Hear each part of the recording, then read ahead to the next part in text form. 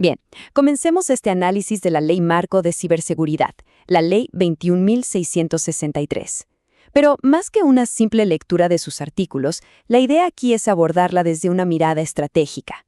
Vamos a ver cómo esta ley en realidad no es un fin en sí misma, es más bien un punto de partida, uno que fuerza a las organizaciones a pasar de un simple cumplimiento reactivo a una verdadera estrategia proactiva de resiliencia digital. Para eso, vamos a desglosar su nueva institucionalidad, las obligaciones que impone y, lo más importante, el marco metodológico para llevarla a la práctica. La pregunta que vemos aquí es la pregunta fundamental. Con la publicación de esta ley, el panorama de la ciberseguridad en Chile cambió para siempre. Ya no estamos en el terreno de las buenas prácticas voluntarias. Ahora entramos de lleno al de las obligaciones legales, con sanciones y todo. Así que la preparación ya no es una opción, se convierte en un imperativo del negocio. Para poder implementar correctamente esta ley, lo primero es entender de dónde viene, cuál es su contexto, o sea, ¿por qué justo ahora?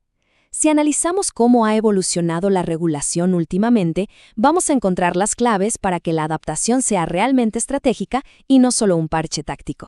Miremos con atención esta línea de tiempo. Es bastante evidente que la Ley 21.663 no es un hecho aislado, ¿verdad? Es la pieza que corona un proceso legislativo que ha ido tomando cada vez más fuerza. Si vemos la secuencia, primero delitos informáticos, luego económicos y ahora ciberseguridad, se nota una intención muy clara del Estado: construir un ecosistema digital que sea regulado y seguro. Y ojo con las fechas, la entrada en vigencia en 2025 y el periodo de implementación nos dicen que estamos justo en la ventana de tiempo crítica para prepararse. Perfecto. Nuestra ruta para esta sesión va a seguir un orden muy lógico. Vamos a partir del contexto legal general para después ir bajando a los actores específicos y sus obligaciones. Le vamos a dedicar una parte importante al Sistema de Gestión de Seguridad de la Información, el SGSI, que es, como veremos, el corazón de esta ley. Después, analizaremos cómo se implementa en la práctica y cerraremos con el elemento que une todo, la gobernanza y el liderazgo directivo. Avancemos entonces al segundo punto, los actores y sus obligaciones. Aquí es fundamental entender quiénes son los que están bajo la lupa de esta ley y qué es exactamente lo que se les pide. Así, cada organización puede saber dónde está parada frente a este nuevo marco. En el centro de toda esta nueva arquitectura está la ANSI, la Agencia Nacional de Ciberseguridad. Es crucial entender su rol. Es la nueva autoridad técnica y regulatoria del Estado. No solo va a dictar normas y a fiscalizar, sino que también va a tener la capacidad de sancionar. Su creación es sin duda el cambio estructural más importante que trae esta legislación. Y el abanico de sus funciones es notable. La ANSI no es un simple fiscalizador. Sus tareas van desde dictar normas técnicas y calificar quiénes son las entidades obligadas, hasta coordinar la respuesta a incidentes a nivel país a través del CSIADT nacional. Y además tiene el mandato explícito de promover una cultura de ciberseguridad. Es, en resumen, una entidad con muchísimas funciones y una responsabilidad sistémica. Este organigrama nos ayuda a visualizar cómo la ANSI se organiza para cumplir su misión. Fíjense en la lógica. Bajo una dirección nacional tenemos un brazo técnico operativo, que es el CIRT nacional, un brazo regulatorio y sancionatorio, la división jurídica, y un brazo de difusión y cultura, que es la división de vinculación con el medio. Esta estructura tripartita está pensada para cubrir todo el espectro de sus responsabilidades. Pasemos ahora a los regulados, las entidades obligadas.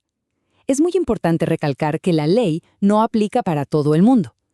Usa un enfoque basado en riesgo y se concentra en aquellas organizaciones cuyo funcionamiento es crítico. Es decir, si se paralizan, el impacto en la seguridad, la economía o el orden público sería significativo. Y será la propia ANSI la que, a través de un proceso formal, va a determinar qué entidades caen en esta categoría. Este esquema es perfecto para visualizar la clasificación. La ley crea dos niveles de criticidad.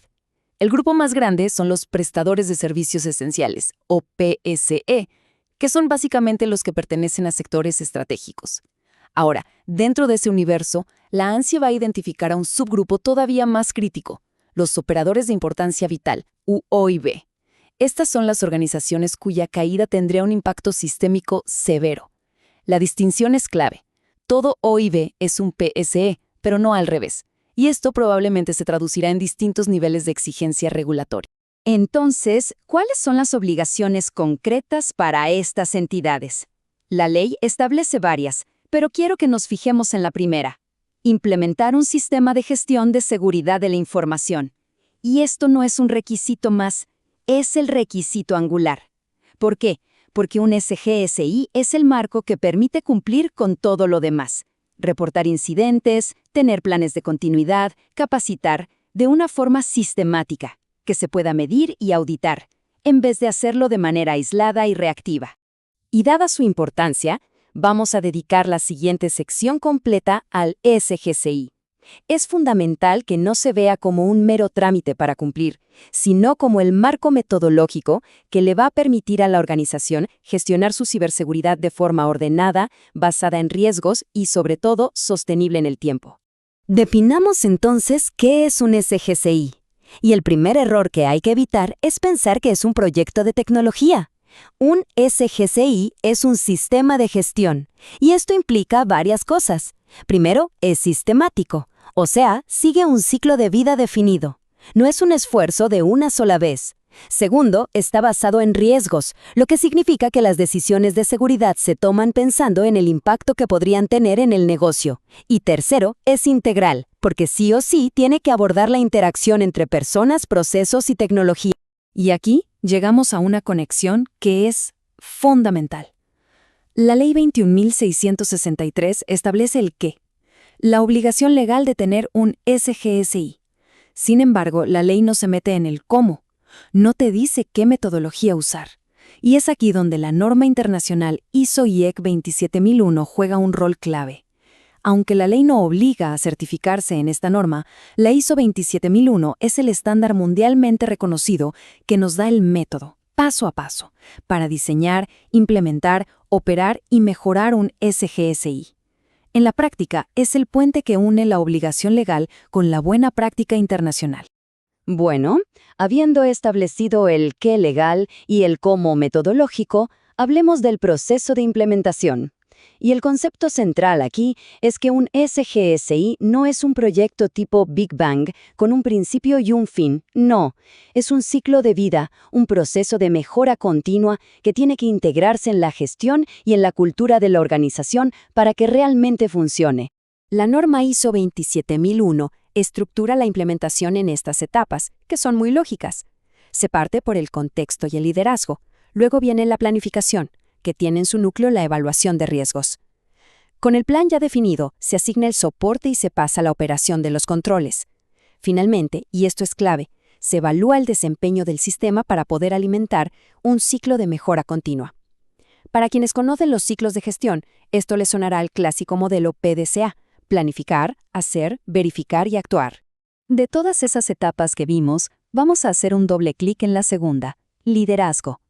Y lo hacemos porque la experiencia demuestra de manera categórica que este es el principal factor de éxito.